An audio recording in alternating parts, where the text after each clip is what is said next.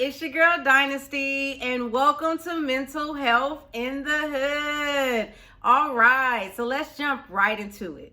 Today's topic is going to be about environmental trauma, but we're going to talk about it from a ecological perspective, okay? So youth like me of color who are growing up in neighborhoods that are severely dangerous, we witness and are exposed to a lot of trauma.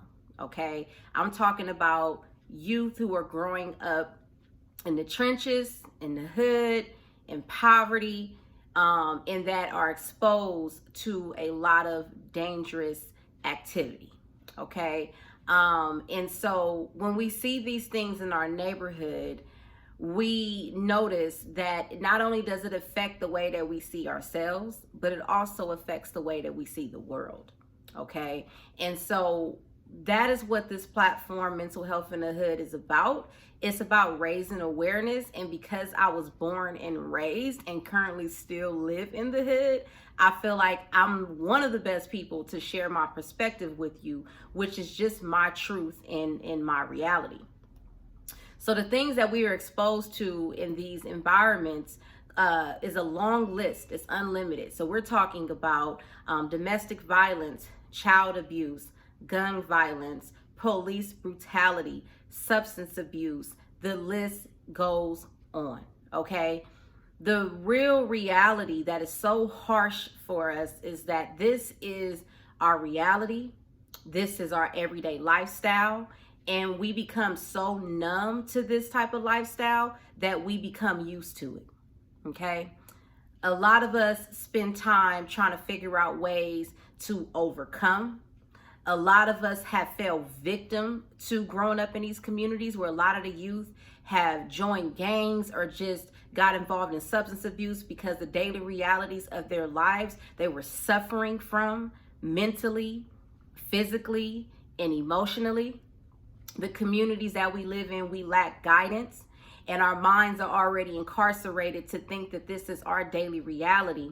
So we suffer inside, and we come from homes where we don't talk about it because our dads didn't live here, our moms didn't live here, our cousins didn't grew up here, our aunties didn't grew up here. So it doesn't seem like it's something to trip off of because this is something that you've seen generations actually go through and grow through. And the reality of it is usually jail or death or being on the street or homeless. And then you have a small percentage of us that come from all over the world. We're not just talking about where I grew up. It's a small percentage that always comes out as hidden gems that actually learn how to survive and learn how to overcome. And then they actually start to thrive and create something for themselves, right? But a lot of us, we fall victim to growing up in the neighborhood, okay? And nobody really talks about the fact that our environment has a strong impact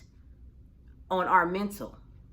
And no one in these communities teaches us about coping mechanisms, how to deal with these issues, how to talk about these issues. So as we get older, we are losing hopelessness. We're losing our power. We are losing our trust in our world, our society, and we definitely are losing trust from the people that we know around us. So I think the biggest thing is that from reading some data, it says that over 80% of children and youth who live in dangerous neighborhoods have experienced trauma. What does that tell us about our lack of trauma-informed care in our communities? This means that we need more human social services in the community. We need more trauma-informed care wrapped around these neighborhoods where the environment is rooted and set up for us to fail, set up for us to not thrive. And what do we do when we're living in neighborhoods that our parents can only afford? Okay, so I really wanted to know, like, what did you guys think about this topic? Do you kind of resonate with that? Did you kind of notice how our environment affects the way that we perceive the world and how we respond to the world, and the lack of our understanding of finding healthy coping mechanisms and being able to have spaces to talk about these things? that is what this platform is for. So really check it out, read about it, but environmental trauma is real. And I had to work through it. I had to go through it, and I had to grow through it, and I had to learn and understand, why did I feel this way growing up? Why was I so defensive? Why did I grow up with a harsh reality? Why did I speak the way that I did? Why did I not have anybody to talk to about these things? And so we talk about trauma from a mental perspective, but we don't talk about how our environment is a strong indicator on our mental. So thank you guys for tapping in, and I'm going to have a part 2 to this topic, where I am going to really dive into the streets of these communities. Talk to you guys soon.